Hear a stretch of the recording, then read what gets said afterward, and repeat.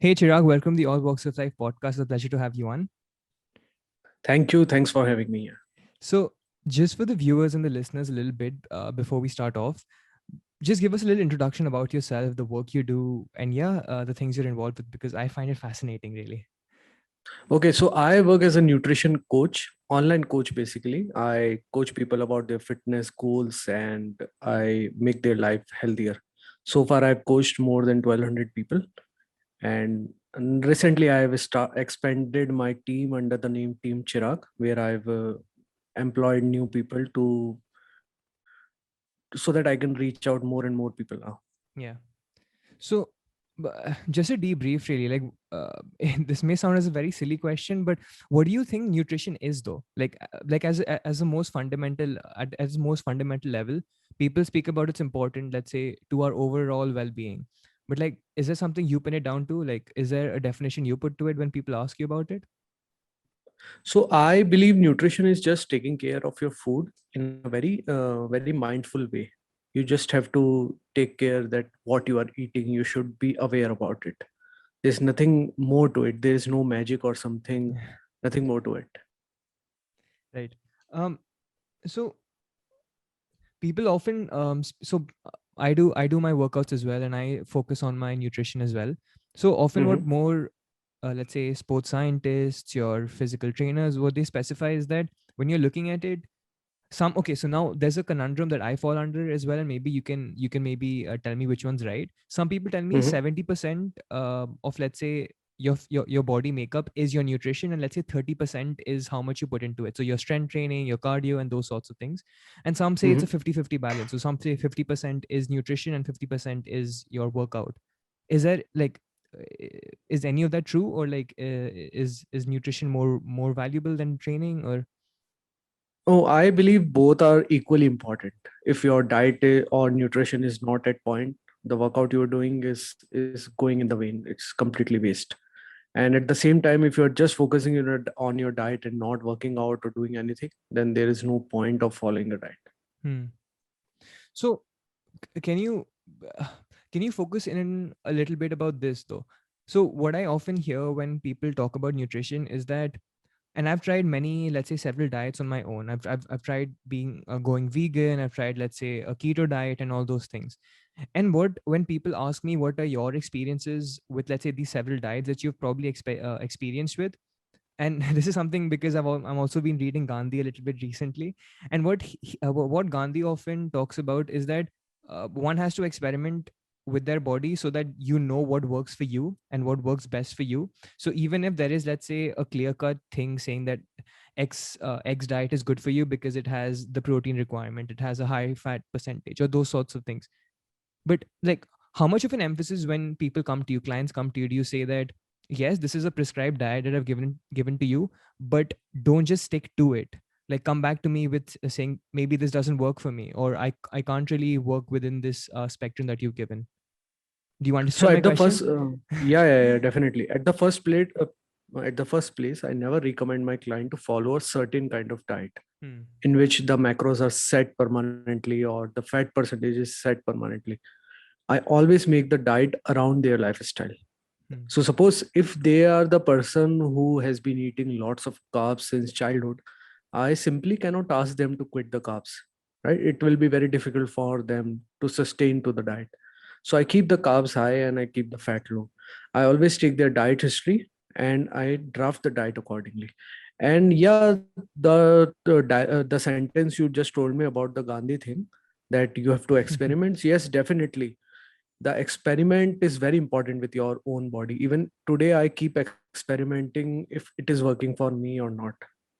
So I give my clients or my mentees the option to experiment. I ask them, if you want to experiment with this sort of diet, just Hmm. to see if it is working for you or not.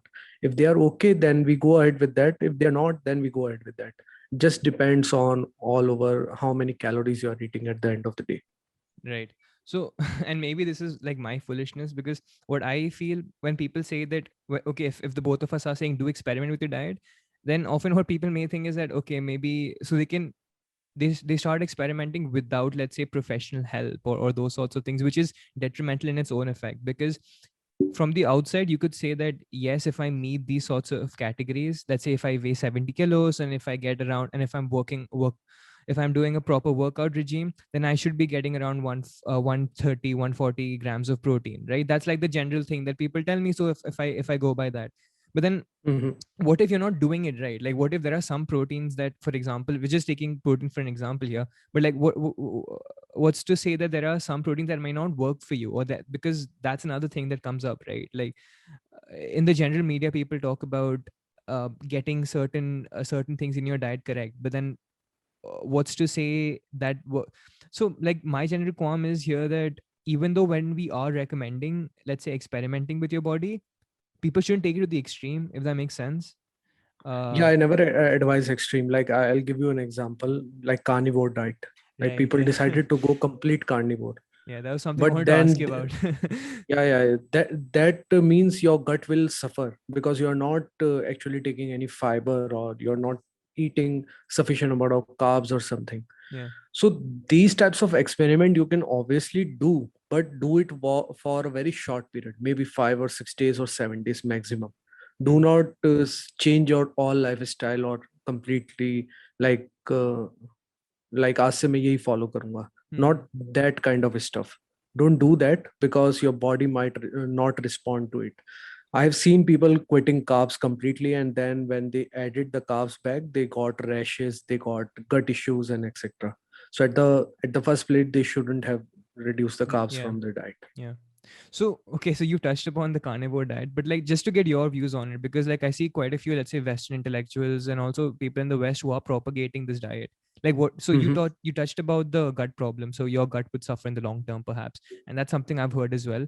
But if you look at us biologically, do you understand some of the people who are recommending it though?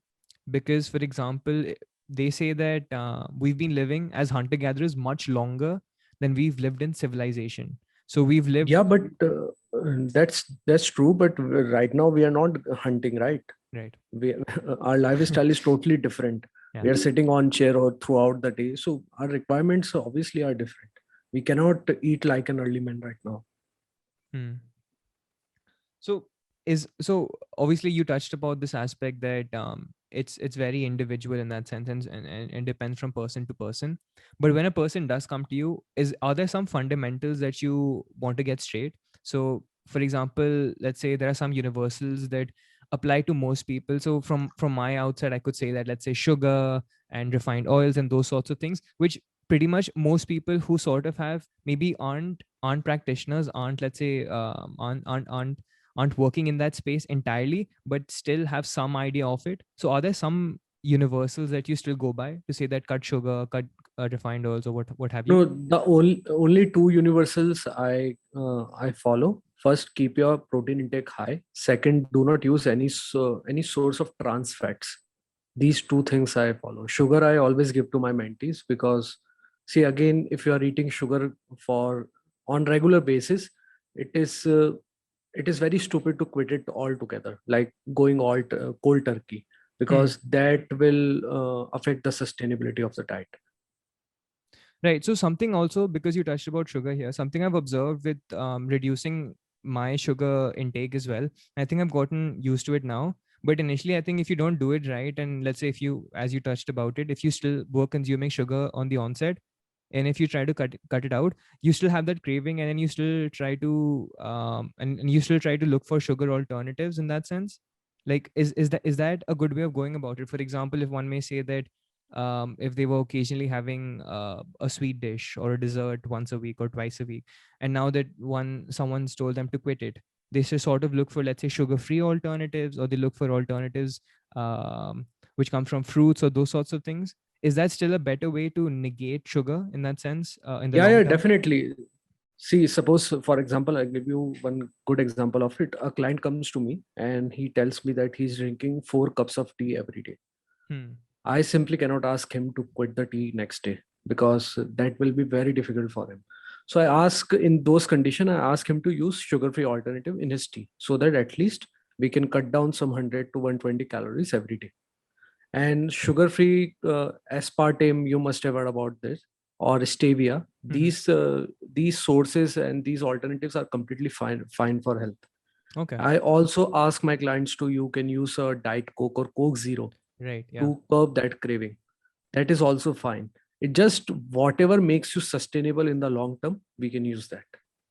So you touched about it, saying that it's fine, but then, and I think I agree with that as well. But then there are some people, if I just have to play devil's advocate for that matter, who say that even with things like sugar free or diet cokes or coke zeros for that matter, um, they aren't beneficial in the long term because like I don't know the exact science behind it, but apparently it does something to your brain, and it acts as artificial sugars where you which you shouldn't be taking in the first place. And that's also the same thing that's, in my understanding, is used in protein shakes as well.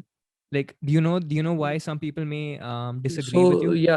yeah. There was a study about it, but they did it on rats, and the amount of aspartame they fed to the rats Right, right. were equal to some 300 to 600 cans of Coke, Diet Coke. So see, context matters here. Yeah. You are Mm. not having that much of sugar free, obviously, right? Even if you are taking on the protein shake in your regular tea, and if I consider you are having 4 to 5 cans of Diet Coke, even compared to that, that is not even 1%. So if you are obviously going overboard with anything, that will affect your body, that will affect your brain. But if you are taking in very limited quantities, it won't affect you. Hmm. So we're talking in the landscape of, let's say, supplements for that matter. Obviously we've been talking about in the same scenario that it obviously depends from person to person. But then there are there some, obviously you touched upon having a protein intake be high, as something that you propagate to most clients. But are there some other supplements that you touch base on? So I know many physical trainers and many nutritionists often talk about fish oil and those sorts of things, but are there other, let's say, supplements that you want your clients to then look at?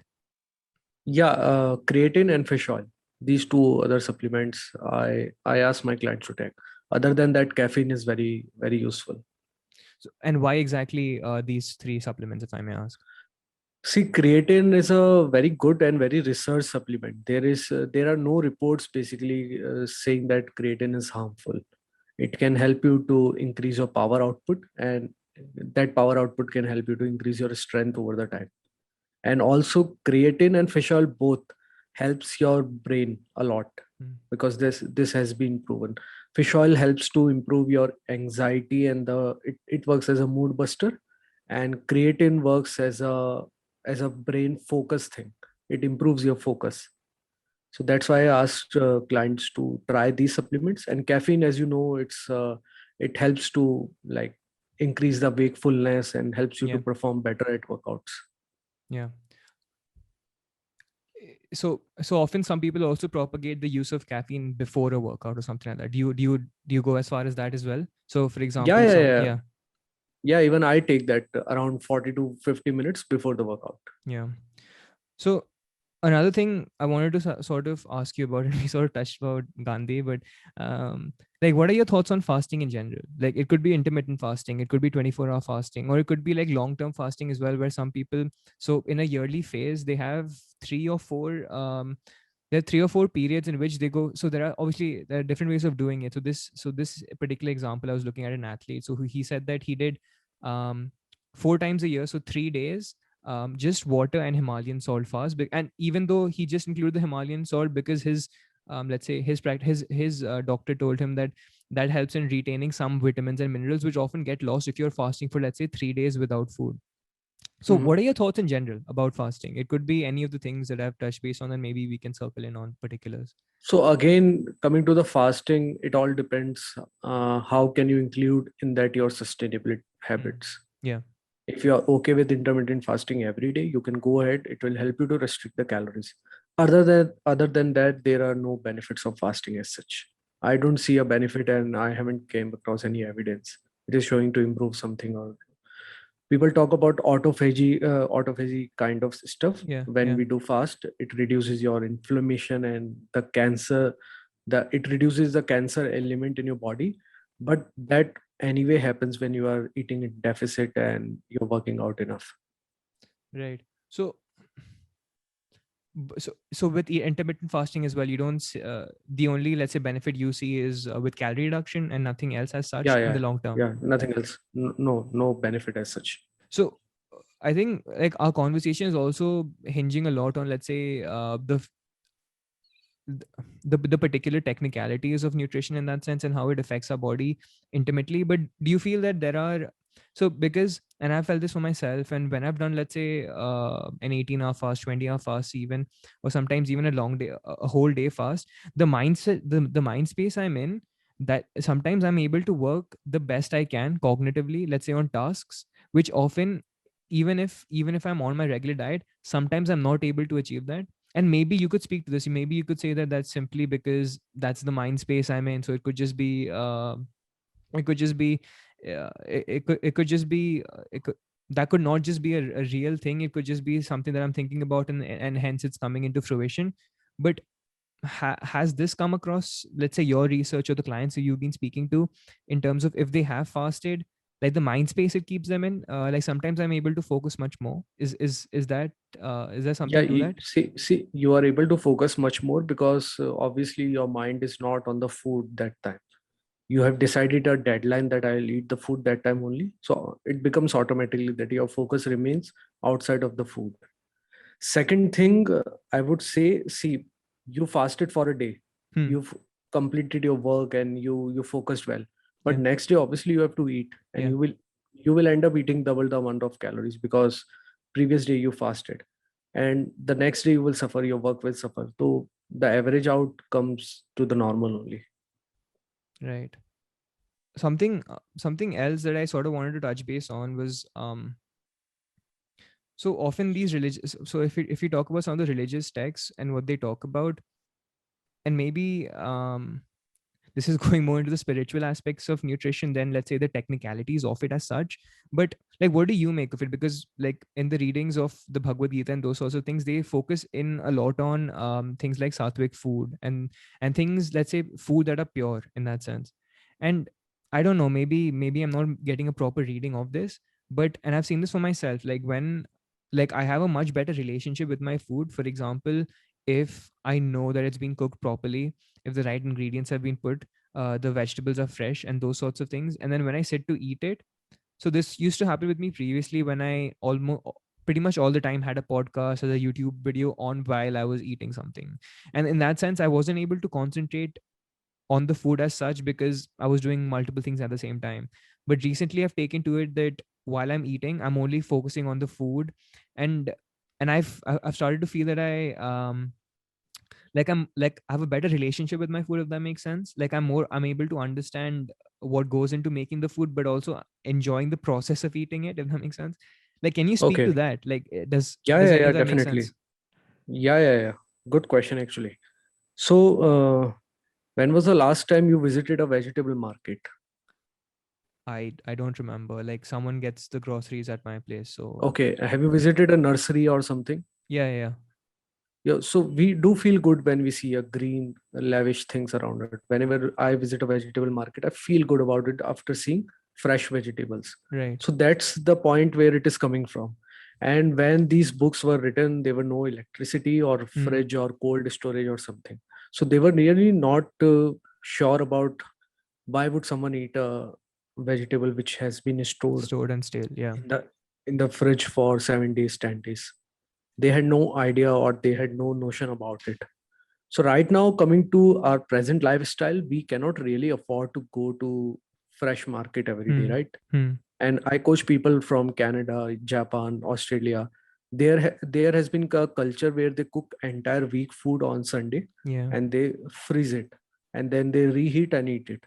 They all are doing perfectly fine. They do not face any kind of issues or something because that's in their habit now.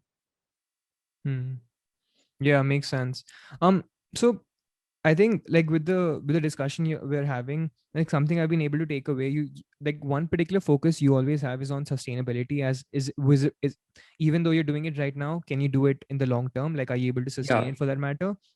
Like, like, do you think that this is sort of linked with what's it called, cardiobolic cardiac metabolic? Like, I'm forgetting their word because I'm not a nutritionist by that. So Metabolic health. yeah, so yeah, yeah, so optimizing your metabolic health. So Mm. so the question I sort of want to come at here is that with the way I work in terms of with my food and my relationship with food is that, so every day I have a set thing that I want. So there is a set diet that I follow, and what that allows me to do is that again, with the things, I don't have to focus on, let's say, things I want to make for eating or what have you. So there's a set thing, and I know that I'm going to eat, let's say, these things for dinner, these things for breakfast, what have you. But and I know that all my because I've spoken to, let's say, health professionals and nutritionists for that matter, all my boxes are being ticked, let's say, in terms of protein intake, in terms of the other measures that I have to take in place. But what that almost allows me to do is, because I'm so regimented with my schedule, if I'm having almost a cheat day, or if I'm going, let's say, out meeting friends or what have you, and enjoying myself, my body is acclimatized to such a manner because of following this regimented schedule, that um there's sort of, even though if I'm not eating the right things, uh it still works itself out. Like, that's what I've heard some health professionals talk about. I'm forgetting the right word, like you touched about it, metabolic output, but cardiac metabolic flexibility or something of that sort. I think it's more related Mhm. to flexibility. Yeah. Okay. So So see, here, if you are following a routine, a complete routine, you must be counting your calories, or yeah, even if you're not counting it, you must be eating the same amount of calories every day, yeah. right? And whenever you're going out, obviously your hunger level and your the level of जैसे भूख लगने का जो level है, those Mm-hmm. are always the same at the time, until unless you are taking some kind of stimulants, like if you're drinking alcohol or something, you might feel more hungry. But if you're not, you are having just fun at parties, you will eat the same amount of food only. For example, at home, if you are eating 3 chapatis with green veggies and some 4 eggs, Mm-hmm. at at the party you will feel full after eating a one slice of cake automatically from inside. So that shows that the routine you are following, it is helping you to maintain your metabolism. Mm. And whenever we are following a certain kind of routine and doing the certain kind of workouts every day, your metabolism is just do fine. Right. So do you recommend, let's say, so often something that health professionals have also told me, and some physical trainers as well, is that, for example, so I've asked them this particular question, that is it almost good, so for example, if my body structure is a particular type, is it good, for example, if I take a if I want to almost create, so my particular question I posed to them was through acting, so looking at actors who almost have to change their body types with different roles that they get in different scenarios that they Mhm. have to play. I asked them, is it actually good? For example, if they're taking a short period of time where their body type almost changes, where they have to gain a Mhm. lot of weight and then cut back, let's say, for another role instantaneously. Is that actually good or is that bad for you? Uh, I cannot comment on this because see, there is crores are involved in that, right? Right, right. An actor is being paid 25 cr to 30 cr. It is that amount of money which we cannot imagine right now. Yeah, yeah. We haven't seen that amount of money in front of us. So tomorrow, if someone offers us ki we will pay you 30 cr, what extent are you ready to go to it? Mm, I would obviously agree to it. Like, I can try, I can experiment anything. So that's what those celebrities are doing. They really don't care about the health at that moment. And also, if you are getting 30 cr, you can afford any doctor in this world, yeah. even if there are any setbacks. But yeah, to normal audience, to general audience, I wouldn't recommend mimicking those type of stuff. I mean, why would you do that? There is no point. You're not getting paid for it, right? Mm. So even when people have, let's say, a gaining period and then a period when they cut down, it's not as extreme as some of the examples that we are touching base upon, right? Yeah, you can obviously cut down extreme. Rapid fat loss is perfectly fine until unless your protein intake is fine and you're doing resistance training. I've seen people going as low as 900 calories every day to cut down quickly. Like they are losing up to 12 kgs to 14 kgs in a month. Even that is fine. But can you sustain it? And Mm, if you compare it to a celebrity or an actor, he has to sustain it just for the period of that movie. After mm, that, you won't see him. He will go in the bunker of his house and he will end up eating a lot, or maybe whatever You won't see the news in the news his new pictures and all for next 6 7 months. But can you afford the same thing on yourself? Can you do that? Hmm. If you, maybe if you have a planned photo shoot, I have coached athletes who had a planned photo shoot. They had to get ready for photo shoots in 2 months. I coached them in that way. But after that photo shoot, they ended up binging on the food, and their relationship with Right. the food completely got ruined. So also with photo shoots, isn't there this thing that models and athletes and those sorts of people, they go for like a detox almost. So like, I'm not sure with the numbers, but 2 days without food, and probably like the day before the shoot, it's also with a waterless diet as well. So like no water. Is there anything to Yeah, that? yeah, yeah. Yeah, that is very common in the industry. I never recommend it. I always believe you should get lean over the period of time instead of doing this water fasting or just going off the complete food, because I've seen people failing, like falling on the floor or falling on the stage because of this Yeah. protocol. Okay. Is but so with water fast as well, like no water fast as well. Like, is there no benefits to that? Like if you do it properly, like once a year, or like how some people do it? No, you can do it alone. There is no problem doing it, but I don't see a benefit of doing Right. it. Right. So additionally, like you've taken to things like social media and podcasting, blogging to let's say get the word out. Like this. So my particular question here is like, how powerful do you feel these mediums are in that sense to spread the word of let's say nutrition and making people healthy for that matter? So see, I have been very active on Twitter, and I constantly tweet about the protein intake. I point out, I use this phrase "protein kidhar hai" whenever people post their food pictures, right? So I started getting calls last year. Last year, when I started the business of coaching, I started getting calls, and people told me, because of your tweet, I got aware that my Oh, food was lacking protein, and that's why I want to get coached by you, because you know the importance of protein. So yeah, social media helps, but the problem is still, if you see over social media, it just, we are in the echo chambers where, yeah. if you are into health, you will see the Instagram all health pictures. But again, if you see someone is into junk food, he will never see the health food on his Instagram, Right. because the Yeah. algorithm works that way. Yeah. And the people talking about health is not even 1 2% right now, Oh yeah, and we for have sure. to push it really hard.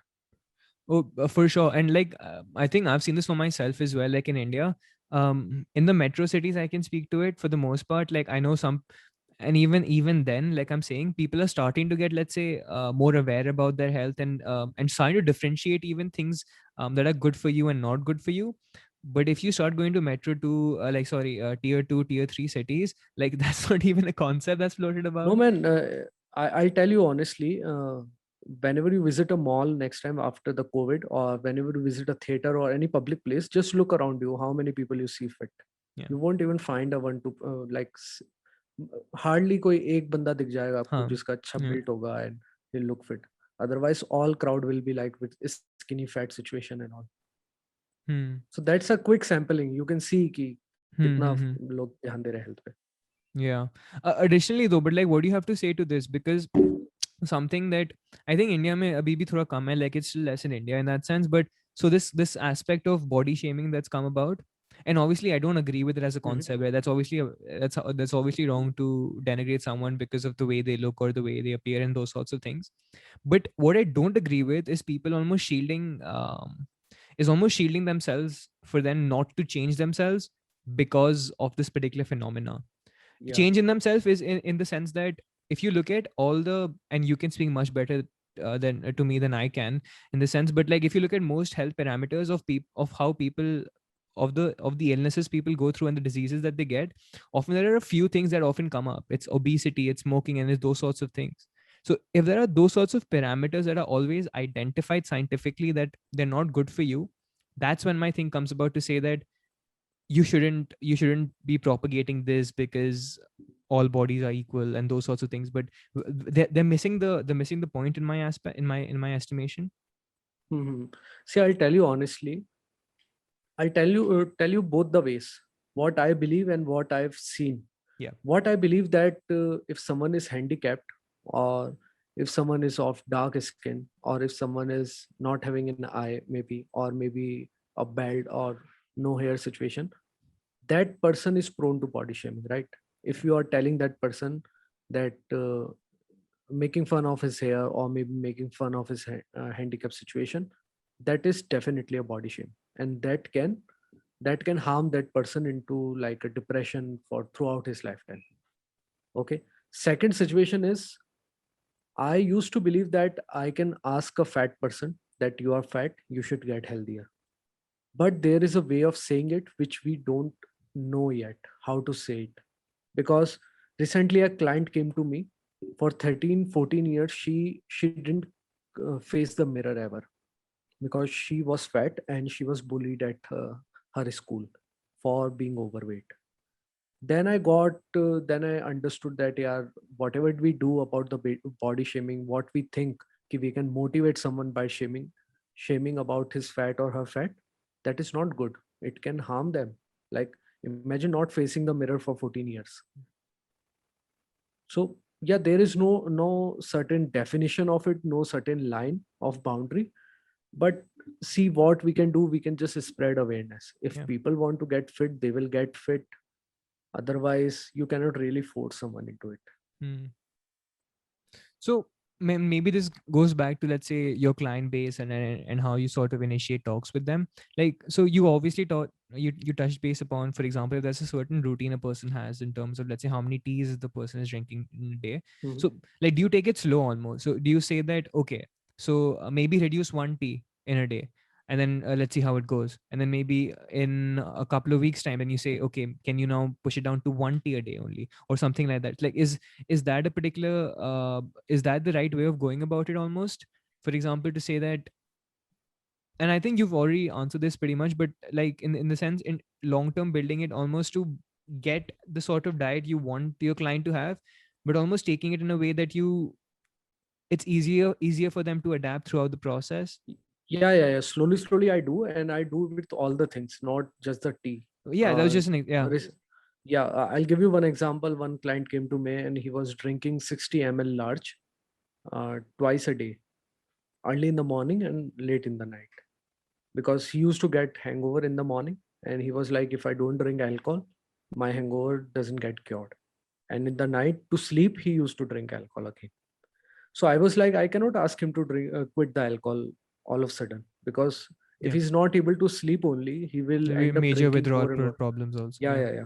So I just asked him to reduce the quantities to 45 ml. And then we reduced to 30 ml, then 15 ml, and eventually we quit the alcohol. So Hmm. that's how I go forward. So like, so on your podcast as well, like, you had several conversations with people. So you recently had a dermatologist on, like a Mhm. specialist for that matter. Like, do you think, obviously those are there are obviously these cosmetics that we should be using in our day-to-day lives, or so I think. But do you think that Yeah. even if you get your diet straight, there are several things you can inevitably get right? So you can Mhm. inevitably, obviously, not just your body posture, but things like your hair can be better, your skin can be better, and those sorts of things. So can you comment on that as well? Like, let's just, if you get your diet straight, there can be several other things that you wouldn't have anticipated which also come, let's say. Yeah, man, definitely. Look at yourself. Like, look at your hair and skin right now. They are doing perfectly fine. Yeah. No, that is the result of good diet and good routine, good water intake. So that shows it just all the byproducts. You Hmm. won't find a person following a good diet and having a like bad hair condition. I'm talking about condition, not talking about the hair fall. That is Right. something related to genetics, Yeah. right? Or skin breakouts, or random skin breakouts, or and I've seen on myself whenever I end up eating junk, maybe in a party, or maybe if I'm busy somewhere, I get a acne breakout next day. So that I believe in. If your diet is clean enough, you're drinking good water, and you're having enough fibers in your diet, your digestion is good, then it will show up on your skin. So with genetics, like, and this is something I find really fascinating. So there have been several studies done in terms of looking at several diets. So I think this was a study done in Scandinavia. So there was this person. He used to live in he wanted to go vegan because of he didn't ethically find it right to, let's say, kill animals just for eating them. So just to go vegan in that sense, what he did was that he went vegan for, I don't know how long, I think 6 months or something along those lines. But his blood work was all over the place. It was all messed up, and he wasn't feeling right. He was feeling depressed and those sorts of things. And mind you, that this person was someone who was living on an organically grown farm, so he was obviously getting vegetables from his own farm, something he was growing on his own. But what Mm-hmm. research pointed out, and when he spoke to these doctors as well, what they said was that, so there's a fundamental genetic composition that you play with. So if you are born, let's say, in Scandinavia or those sorts of countries, where there has genetically, like evolutionarily, been a lot more consumption of things like red meat, inevitably your body will, let's say, be wanting that, however much you want to move away from it. And there are also arguments to say that, so this is the dietary aspect of, let's say, the genetic composition. But this also Mm-hmm. relates to, let's say, your performance base in sports or what have you. So for example, if let's say, genetically, your family line or your tradition for that matter has been doing well in sports as such, you will inevitably be having a body posture that will aid you in doing well in certain sports and certain scenarios. And obviously the training you do over that is just an addition. And so for example, if there are two athletes and one has a good Yeah. genetic composition in terms of, let's say, endurance based sports, and there's another who doesn't, but let's say the other one even trains much harder than, let's say, this one who has a good genetic composition, this individual wouldn't perform as good as this one, simply because of the genetic composition that this person has. Can you speak to that, Yeah. like in terms of how much of an importance genetics play, not just in diet, but general life as well?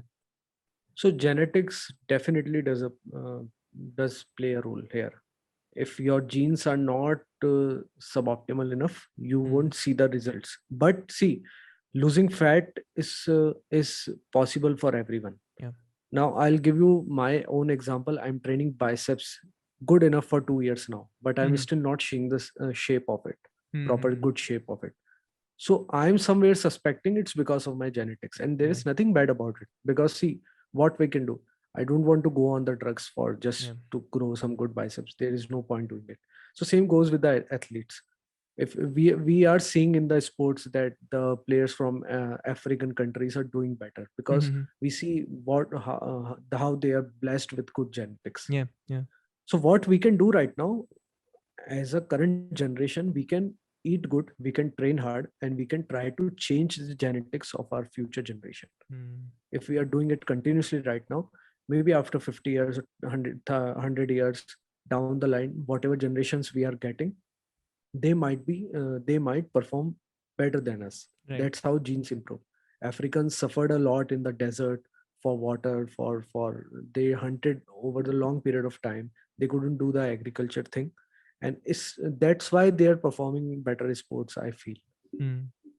So I So think genetics obviously play a role, and you cannot change it yeah, yeah, that's this easily. It's very difficult. Yeah. do you know something have you come across this research of something called CRISPR? So this is basically this gene editing tool that some researchers have Yeah, yeah, recently yeah. come up with. Like, so Mhm. have you looked into some of the Yeah. transformations that have been happening? Like, so they tested this So on, yeah, go on. I recently came across about the monkey thing. They Right. updated Yeah. about the monkey gene transforming or something like that. But I don't know if you've seen this. So there's this I think it's called Belgian bull. So people can look it up who are listening to us. And that particular bull is properly ripped, and he has every single muscle in his body is properly hypertrophied, and it looks like a physical specimen in that sense. And Mhm. so, like, I don't know, maybe this is looking way down the line in the future, but do you think that inevitably societies will come at a point where even these things such as gene editing, which from the onset right now, people, so obviously it's very controversial, but for the most part the general thing people say is that it's obviously not right because it will advantage some individuals in society over Yeah. others, which obviously that's true. But then the flip side of the argument is that, what if you know that your child's going to get cancer when he's like 21 or something? To prevent that, Mhm. wouldn't you want him or her to have the best genes possible? So that's Yeah. the particular conundrum I'm playing. So do you think about this? Yeah, I saw the debate because some people think it's unethical, Yeah, obviously, it's because eugenics. Yeah, you yeah, cannot, yeah, you cannot do the gene editing. And what happens if we ended up developing a race which start ruling yeah, us only? yeah, Yeah, that is also a possibility. So I think sooner or later people will start doing it, because you cannot control all of the countries. Like if China suppose decides to yeah, do it, how will other countries? Like no one is questioning China about the COVID thing right yeah, now. yeah. If you are seeing, so I don't think anyone will question the China that time as well. And Chirag, and yeah, if, go on. and if we see on the food aspects, we are seeing that they are developing the meat in the lab as well now. Hmm, hmm. So see, if you are vegetarian, if I am like I'm a vegetarian, I don't eat meat. But if I get a chance to eat lab grown meat, because I'm seeing that no animal is being harmed, I Right, would love to eat it. right. So, but also, I think, Chirag, I think you touched upon it rightly, though, because I feel that, for example, if China or another country, Russia for that matter, start doing it, not only, so obviously for the general populace, but even if, yeah, so if it starts happening, then obviously other countries are going to start doing it, right? Like, obviously, Yeah, America's not going to if lag behind. India's not going to lag yeah, behind. if China start doing it tomorrow, and after 20 years they are acing everything at Olympics, we Yeah, will come to know that something is fishy here, yeah. and every country will start doing it. Hmm. But I mean, for that matter, looking at the Olympics, obviously when we're talking about it, we don't see that large scale, let's say, things happening right now. But every country does it for that matter, with performance enhancing drugs and those sorts of things. So something I didn't know, but I recently came across was that I think this happened in the Soviet Union, where there was obviously this controversy when they got caught, um, but using performance enhancing drugs for that matter. And the thing is, even though you get caught, let's say if you've been doing it right for 2 years time, the effects on it on your body are still there. Like that was something I didn't That is know. true. That is true, and that is in the bodybuilding sports as well. Yeah. I personally know some athletes who took steroids 10 years ago. Hmm. Then they quit it completely. Now they are doing a natural bodybuilding thing. But they don't realize the cells they developed 10 years ago, muscles they developed 10 years ago are still in their body. So you understand that this thing, even in the Olympics, people are using the performance enhancing drugs, but then we don't see a regulation it or how to find it, how to suspect, how to point it out. That is a little gray area. Yeah. Also, because we've been talking about Olympics and those sorts of things for that matter, like, so what do you think about this? Maybe if I may throw a curveball at you. I mean, so there's this Mhm. recent controversy that's started to happen with with let's say individuals who change their sex and want to participate in certain sports. So now this, Mhm. so I don't even know like which side I stand right now, because I'm still thinking about this. But there are certain individuals who were, let's say, biologically male, who have now transitioned to being a biological female now, who have transitioned to becoming a female now and want to participate in certain sports. They are breaking all the records when it comes to, let's say, these certain sports. So I'm talking about combat sports in this matter. So things like boxing, MMA, and those sorts of things. There's this whole controversy that started to happen to say that individuals who are now female and who were once biologically male shouldn't be participating in, let's say, all female sports or those sorts of things. So Yeah, yeah, definitely. I never agree to this. Yeah, I see.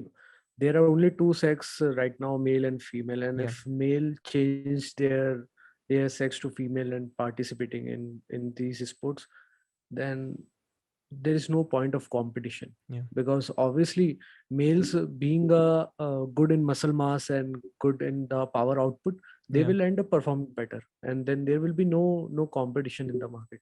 yeah.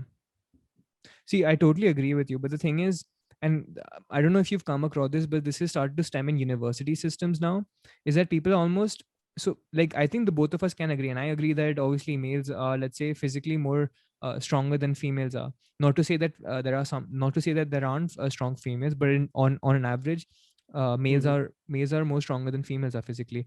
But then this whole concept of sex as well is being questioned in like university systems. So I don't know if you know about programs such as gender studies and those sorts of programs and other activist disciplines as well, which are almost targeting the fundamental basis of, let's say, biology, even, to say that our whole conception of, let's say, sex for that matter is ingrained in the cells, that in a sense that it's something that's always been there.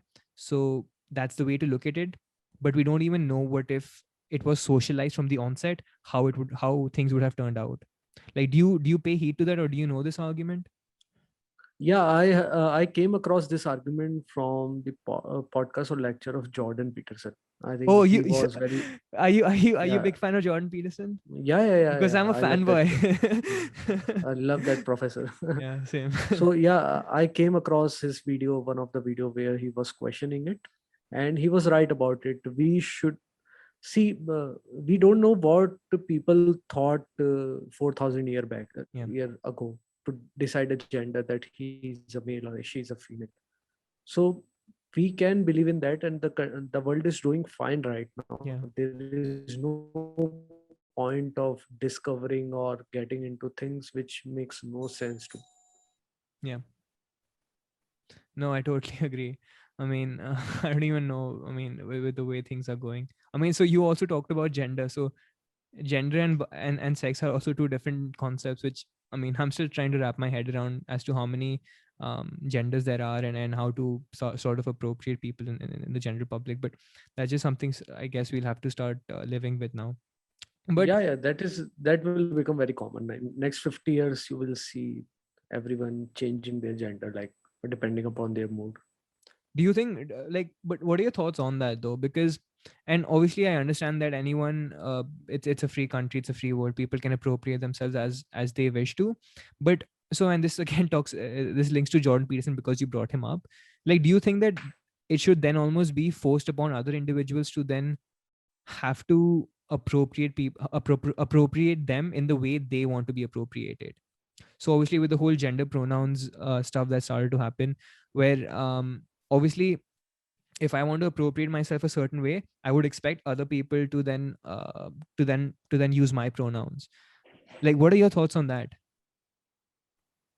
See, whenever you are expecting other people to respect you, then there is a problem with you only. Never Yeah, respect should be earned. You yeah. cannot ask other people to forcefully respect you. Hmm. And to earn your respect, see, once you earn the respect, then you can use whatever pronoun you Yeah, want to use. yeah. People will respect that.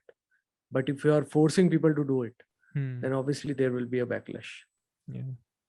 Listen, Chirag, this has been a fascinating conversation. I think we've touched upon a lot of things through this conversation, something I've got to learn a lot as well. But are there some book recommendations, some podcasts, some videos, some things that you've come across which you think that for the viewers, for the listeners, it would be good? It could be in the world of health, but it could be otherwise as well. That's something that you find intriguing. So see, I'll suggest few things. The podcast thing, there's a channel on Apple Podcast called Podcast Notes, and they have a website called podcastnotes.org. So yeah, they take the podcast notes from the famous podcast around the world, and they make it Oh, easy for you to listen to. They curate it basically. So I listen to that only because it's difficult to find good podcast on the like the channels and all. And other than that, I started following Osho recently. You must have heard about Osho, spiritual guru, yeah, and his books on Audible are really great. One should go forward. Like his books are not spiritual books, but the psychology books. yeah. He touched upon human psychology a lot. You should go once check it out. No, definitely will give them a thing. But just before going, if there's anything you'd like to suggest to my audience, somewhere you would like to point them, your social media handles. Obviously, I'll be pointing them towards in the comment section. But just anything else that you'd like to say, feel free to. Yeah, you can find me on Twitter under the name Chirag Barjatya, and same on Instagram. These two places I am very pretty much active, and I might launch a YouTube channel very soon. I'll post on the other social media about it. All right, great, Chirag, man. Thanks for coming on. Hope we can do this sometime again in the future. Thank you. Yeah, it was fun talking to you. Thanks for having me. Thank you.